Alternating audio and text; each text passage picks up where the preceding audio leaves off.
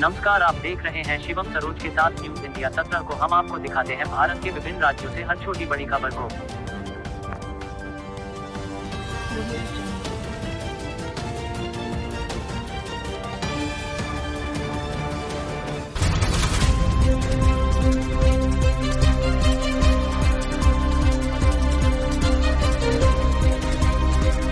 Budget में देश को आधुनिकता की दिशा में बढ़ाने के कई कदम। आत्मनिर्भर अर्थव्यवस्था कार्यक्रम में बोले पीएम। आत्मनिर्भर भारत का निर्माण हो प्रधानमंत्री नरेंद्र मोदी ने बुधवार को भारतीय जनता पार्टी के कार्यकर्ताओं को वर्चुअल माध्यम से संबोधित किया। वे बजट को लेकर आत्मनिर्भर अर्थव्यवस्था पर बोल रहे थे। अपने संबोधन की शुरुआत में उन्होंने कहा कि जिस तरह दूसरे विश्व युद्ध के बाद पूरी दुनिया में बड़े बदलाव हुए थे, एक नया वर्ल्ड ऑर्डर आया था, उसी तरह कोरोना के बाद भी चीजों की पूरी तरह से बदलने की संभावना है। एक नए वर्ल्ड ऑर्डर के संकेत मिल चुके हैं। उन्होंने कहा कि आगे जो दुनिया जो हम देखने वाले हैं, वो वैसी नहीं होगी जैसी कोरोना से पहले थी। पीएम ने इस दौरान बजट के फैसलों की भी सराहना की और कहा कि बजट के फैसले भारत को आधुनिकता के रास्ते पर ले जाने वाले हैं। पीएम ने इस दौरान कहा कि जरूरी है कि यह समय नए संकल्पों की सिद्धि बने।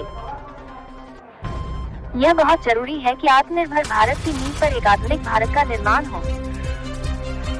उन्होंने कहा कि कल निर्मला जी ने जो बजट पेश किया है, उसका स्वागत हुआ है। इस बजट में आधुनिकता की दिशा में कई महत्वपूर्ण कदम उठाए गए हैं।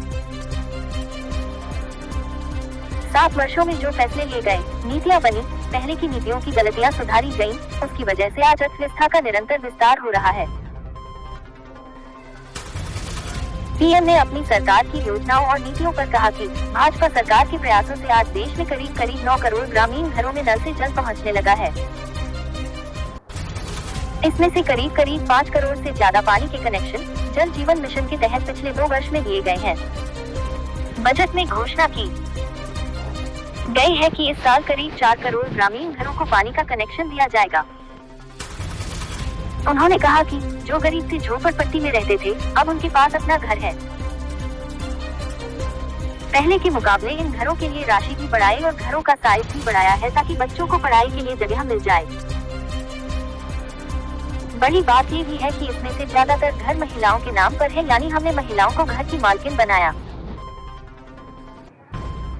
भारतीय जनता पार्टी महानगर की ओर से तीनों विधानसभाओं में कार्यकर्ताओं ने वर्चुअल माध्यम से अपने प्रधानमंत्री नरेंद्र मोदी जी को सुना। महानगर अध्यक्ष विद्यासागर राय ने वर्चुअल कार्यक्रम की सफलता के लिए दक्षिणी विधानसभा में डॉक्टर आलोक श्रीवास्तव, उत्तरी विधानसभा में जगदीश त्रिपाठी तथा कैंट विधानसभा में अभिषेक मिश्रा को प्रभारी बनाया था। भारतीय जनता पार्टी दक्षिण विधानसभा के तत्वाधान में आत्मनिर्भर अर्थव्यवस्था पर माननीय नरेंद्र मोदी जी का वर्चुअल संबोधन मुकिमगंज स्थित शंकर सरदार के बाड़ा में सुनी गई।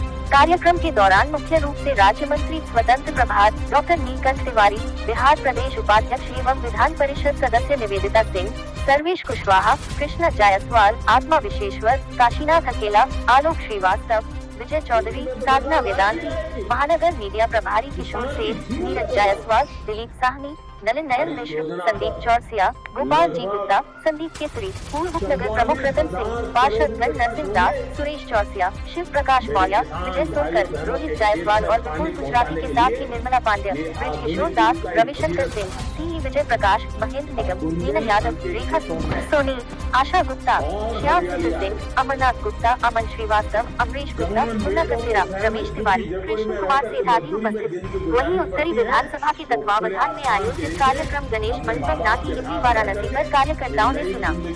कार्यक्रम में मुख्य रूप से राज्य मंत्री स्वतंत्र प्रभार माननीय रविंद्र जायसवाल, धर्मेंद्र सिंह, जगदीश त्रिपाठी, संतोष सिन्हापुरकर, सिद्धनाथ शर्मा, सुशील कुमार गुप्ता, सोमनाथ विश्वकर्मा, सत्य प्रकाश जायसवाल, अरुण कुमार सिन्हा, शैलेंद्र श्रीवास्तव, दिलीप कुमार मिश्रा, अजीत सिंह, रतन मौर्य, कमलेश सोनकर, राजेंद्र यादव, अनुपम पांड्या, आकाश कुमार आदि शामिल रहे। वही कैंट विधानसभा की ओर से आयोजित वर्चुअल सभा महमूदगंज स्थित सगुन लॉन में आयोजित की गई।